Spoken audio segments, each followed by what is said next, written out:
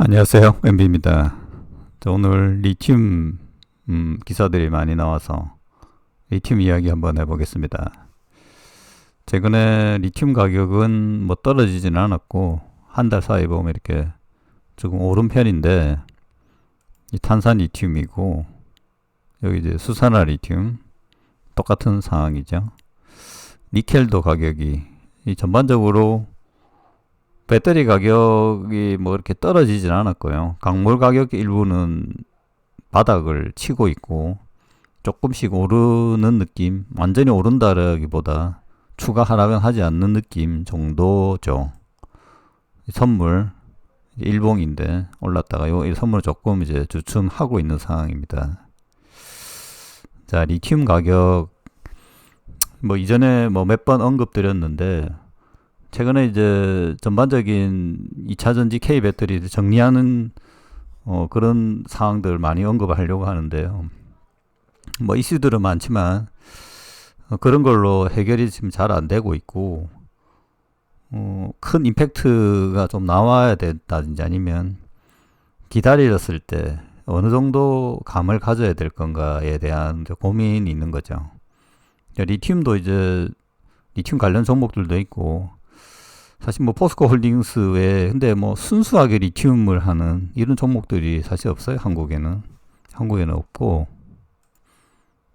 자, 대신에 리튬 가격이 오른다고 하면 반응은 하죠. 반응을 하기 때문에 이게 상승 기조를 꽤 유지하고 꽤 많이 올라준다면 어떻게 될까? 그러면 그런 상황이 올까 안 올까라는 부분에 대한 고민이 있는데, 지금 보면 오늘 나온 게 이제 테슬라 리튬 직접 조달한다라는 거하고, 자, 리튬 전망하는 애들 중에 이제 대부분 이거는 중국계 애들입니다. 상하이 메탈하고 패스트 마켓 뭐 이렇게 있는데요. 여기 이제 리튬에 대한 전망이 뭐 주기적으로 나오는데, 자, 테슬라는 좀 열애로 봐야 되는데, 테슬라 리튬 정제소 했다는 거는 이전에 나왔었고 정제를 시작하고 있고, 뭐 속도도 빠르다 중국 대비. 테슬라는 이 제조에 대해서 어떤 노하우가 있는지는 모르겠지만, 근데 이게 이제 선순환이라고 해야 되나?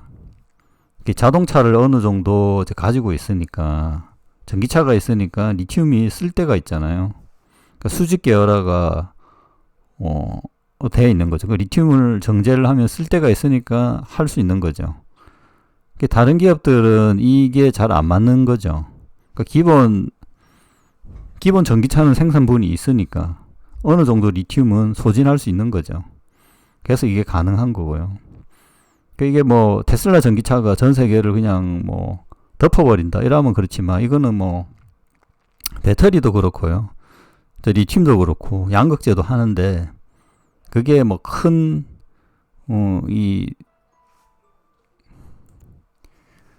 리튬 가격을 결정하는 그 정도는 아닙니다. 아니고, 지금은 어쨌든 중국이죠. 뭐 중국 CATL이 이제 리튬 가격을 좌지우지 한다라고 봐야 되는데, 그 중국도 이제 정부 주도로 해서 CATL, BID 협의에 의해서, 협의라기보다 그런 그 관계들이 있기 때문에 어느 정도 가격 조절을 한다라는 거죠. 뭐 어느 정도입니다. 뭐 완벽하게 되는 건 아니고. 자, 이제 패스트 마켓인데, 자, 이전에 보면 대부분 한 1년 전만 하더라도 리튬 공급이 언젠가는 줄어들어서 리튬 가격이 올라갈 거다라는 이야기가 많았었죠. 근데 지금 보면 이제 리튬이 공급 과잉이다라고 돼 있죠. 근데 이제 이런 부분은 이제 이전에 이제 핵심적인 거는, 이전에 그 리튬 가격이 이렇게 급등했을 때, 요금이 급등했을 때 이게 기간이 꽤 됐거든요. 그래서 이때 광산 개발이 진행된 부분이 지금까지 계속 되고 있어요. 투자가 돼 있고, 걔들이 이제 멈추기 시작하고 있죠. 이제 가격이 이게 지금 보면 가격이 떨어지고 있으니까. 근데 이제 그 가격이 오를지 안 오를지 지금 판단이 잘 안 되잖아요.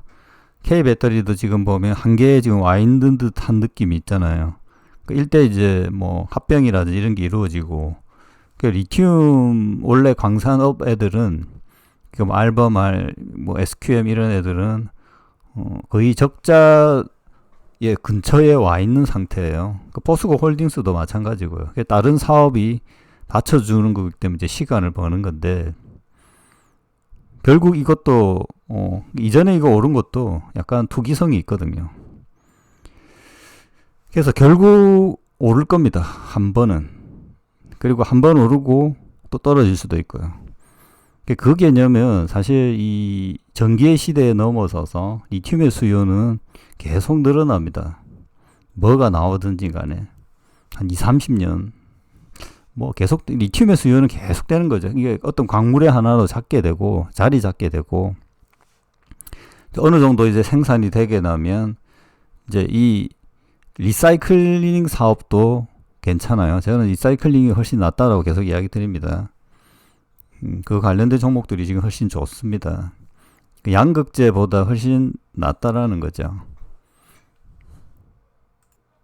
그 리튬 강산은 또 다른 문제인데, 이 리튬 가격이 언젠가는 한 번은 올라간다는 거예요. 그러니까 이 전기차 시대에 계속 가고, 배터리 산업도 전기차와 뭐 꼭 이게 뭐 로봇도 나오고, 그러니까 배터리는 계속 생산이 늘어나고, 뭐 기술을 떠나서 그러면 리튬 소요량은 계속 늘어나게 돼 있죠.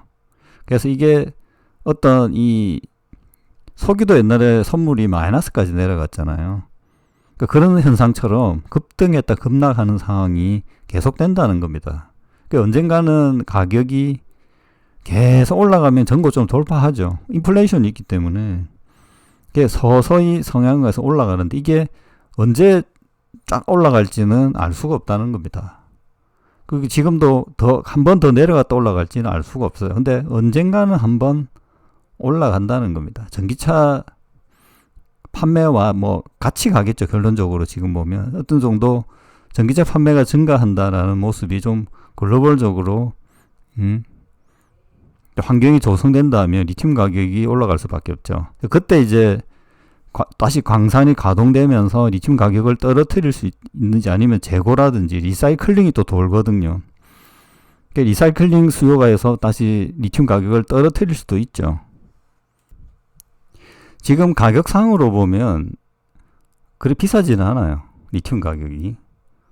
비싸지는 않고 배터리 가격도 내려왔기 때문에 그래서 하향보다는 상향의 가능성이 있는데 그게 언제 튀을 건지 이게 배터리 산업과 같이 갈 건지 아니면 리튬이 먼저 올라갈 건지. 자, 그리고 이제 지금 탈중국화도 되고 있잖아요. 히토류하고는 리튬은 다릅니다. 다르고 뭐 히토류도 이제 점점 탈중국화가 진행되겠지만, 자, 하여튼 뭐 결론 이야기 드리면 단기적으로 어떻게 될지 모른다는 거예요. 그렇지만 장기로 봤을 때는 언젠가는 올라갑니다. 자, 그때 리튬이 올라갈 때 유관 기업들 어디가 올라갈 거냐, 뭐 또 지금 현재 올라가는 같은 기업이 올라갈 건가 아닌지는 모르겠지만, 아니면 그 기업들이 먼저 가고 리튬이 늦게 올라갈 수도 있기 때문에. 자, 하여튼 석유와 하얀 석유이기 때문에 가격 전망은 하기는 쉽지는 않습니다. 쉽지는 않고, 자, 언젠가는 올라갈 거다라는 거. 자, 마치겠습니다.